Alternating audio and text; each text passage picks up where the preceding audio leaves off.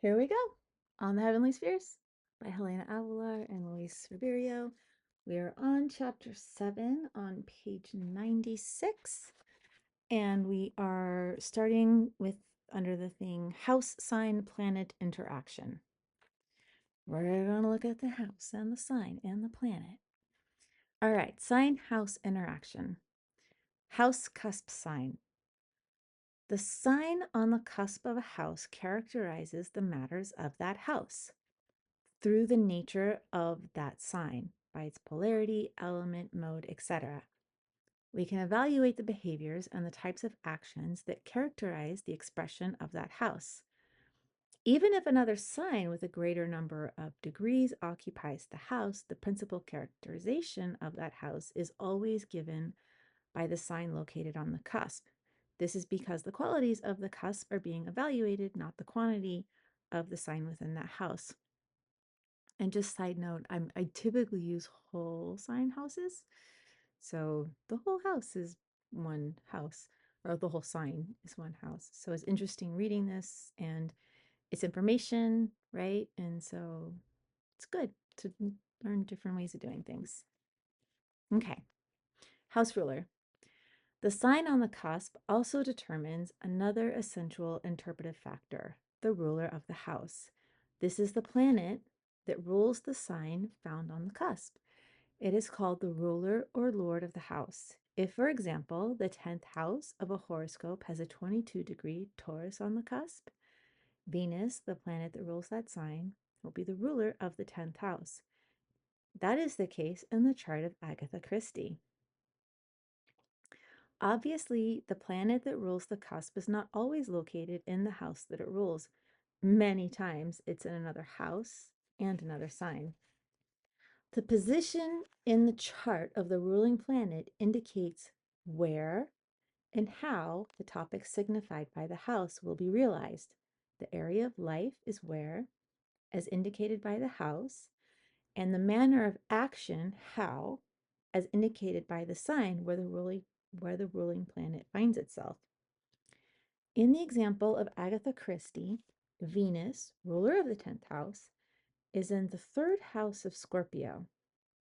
Thus, the matters of the 10th house, the career, will be directed towards the area of writing and communication, 3rd house, in a focused and tenacious manner, Scorpio, a fixed sign.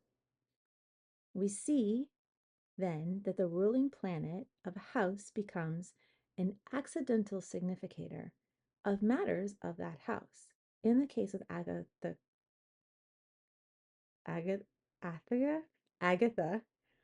Christie, Venus is the accidental significator of profession because it rules the 10th house.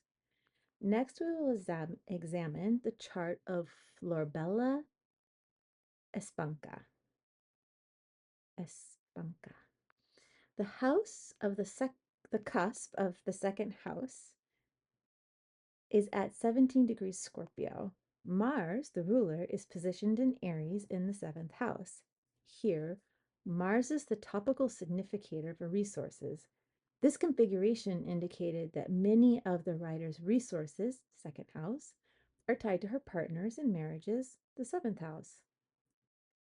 Because it is dignified in Aries, Mars suggests abundance of resources, but a fiery and cardinal nature. But the fiery and cardinal nature of the sign also indicates some imprudence in its management.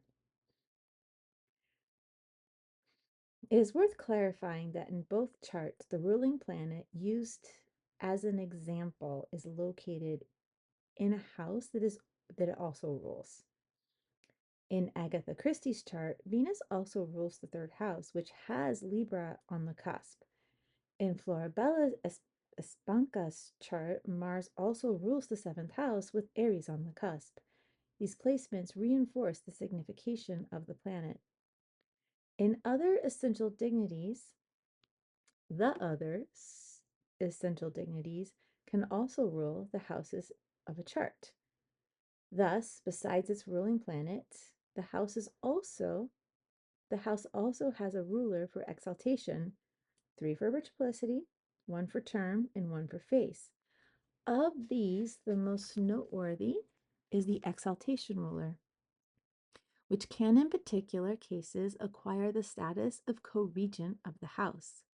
The triplicities of the house, the three rulers of the element of the cusp sign, are used in specialized interpretations. Term is used on a case-by-case basis, where the ruler for face is generally ignored since it is considered very weak in dignity. For example, in Florabella Espanca's chart, the seventh house, whose cusp is at 14 degrees Aries in 20 minutes, has, besides the sign's domicile ruler Mars, an exaltation ruler, the Sun. Three rulers per triplicity, Jupiter, the Sun, and Saturn, rulers of the fire triplicity, a ruler for term, Mercury, and a ruler for face, the Sun. It is also possible, I wish I could see a breakdown on how you would apply each single one of those and how it adds to the interpretation. Excuse me. It is also possible to calculate an almutin for a house cusp. Sometimes the almutin is a different planet from the ruling planet, in which case it's considered a co-ruler for the matters of the house. The normal ruler continues to have priority in interpretation, but the almutin also has something to add. Note that the almutin, as presented in this book, is always the rulership or exaltation ruler of the sign. The fact merely reinforces the role that exaltation plays as co-ruler. Returning to the previous example, Florabella's seventh house has the Sun as almutin, since it receives 8 points for simultaneously being an exaltation, triplicity, and the face ruler of 14 degrees Aries, 20 minutes. Mars, the ruler of the house and sign, only has 5 points. Here the Sun participates as co-ruler of the house, which not only contributes to the fiery nature of Florabella Espanca's relationships, Sun and Sagittarius, but to an interest in important partners or those with some social status, the Sun. Intercepted signs. It is common to find two signs in a house, one on the cusp and one that begins farther into the house. Sometimes it happens that the house begins in one sign and extends itself to the next, and only ends in the third sign over. In such a case, the sign in the middle has its 30 degrees completely contained within the house. This phenomenon is called interception, whereby the sign contained within the house is in an intercepted sign. In the case of Nietzsche, Sagittarius is intercepted in the first house, which starts at 29 degrees Scorpio and ends at 5 degrees Capricorn. For this reason, Jupiter, ruler of Sagittarius, becomes co-ruler of the first house. Oh, so they're bringing in Jupiter. I got All right, for this reason, Jupiter, ruler of Sagittarius, becomes co-ruler of the first house and combines with Mars, ruler of Scorpio, which is the primary ruler. Noted. Note that Scorpio, in spite of only occupying 1 degree of the first house, is more important than Sagittarius because it is not a member. It is not the number of degrees that counts, but the sign on the cusp. On the other hand, Capricorn does not have any signification in the matters of the first house, but it is nonetheless the determining sign of the second house. It is important to keep in mind that co-rulers only occurs when a sign is intercepted in a house. In other cases, the qualities of the second sign are transferred to the next house. A look at this chart makes it obvious that the interception always affects two opposite signs and houses.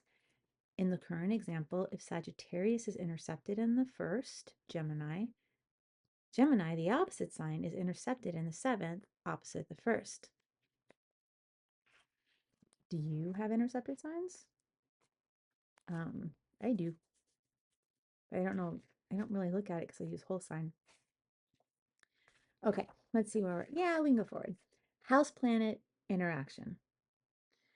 The houses are crucial in what is called accidental rulership. That is the particular function of a planet in a given horoscope. This determination can occur in two ways. We have placement.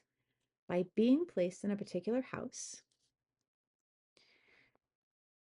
a planet has the area of life represented by that house as its main expression, or main focus of expression. The planet will then characterize the activity of that house, determining its nature and qualities, behaviors, people, events, etc. And then we have by rulership. By ruling one or more houses, a planet becomes designated as a significator of those matters of the house it rules, independently of the position it occupies within the astrological chart. In the chart of Flora Espanca, Mercury is located in the second house. So it is considered to act within the area of resources determined by placement. On the other hand, Mercury also rules the ninth, which makes this planet a specific significator of study, religion, and travel, determination by rulership. This accidental determination is the master key to delineation and astrological interpretation, since it will define with greater precision the significations of the planets. Thus, the natural or universal signification of the planet will be associated with its specific function in the horoscope. In the current example, we can say that Florabella Espanca's resources are related to the activities of the nature of Mercury, which would be writing, communication, language, etc., and are associated with the matters of the ninth house, ruled by Mercury, study, etc. This interpretation will be combined with one given earlier, wherein the resources of the poet were related to her partners in marriages, Mars ruler of the second and the seventh. In astrological interpretation, both pieces of information combine to describe the activity represented in the chart concerning her resources. On the page. So now we're looking at planets in houses. Before beginning the interpretation,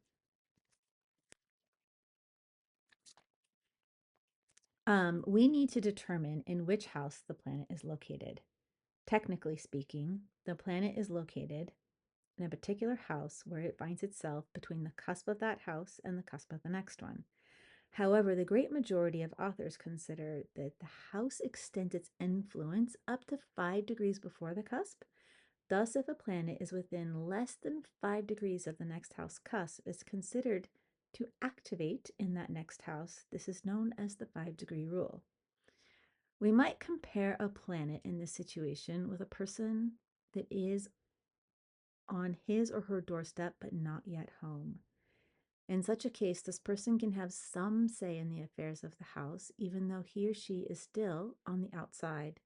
This condition is more noticeable when the planet is in the same sign as on the cusp. Note the 5-degree rule only applies to the houses, not the signs. Cool. A planet is considered to be in a sign from 00000 to 295959 of that sign. In the case of the signs, there is no such margin for error. Signs and houses are different points of reference and have distinct rules. It is a house thing, y'all, not a sign thing. The placement of a planet in a house also gives two distinct pieces of information. On one hand, it tells us in which area of life the planet acts. And on the other hand, it indicates the planet's intensity within the general context of the horoscope. In effect, its placement by house is the key to a planet's level of expression, whether intensifying or diminishing it. This means that two situations to consider: angularity and the joys. And since we're at 14 minutes, we will finish this chapter in the next video. I lost my page. Oops. Okay, thanks.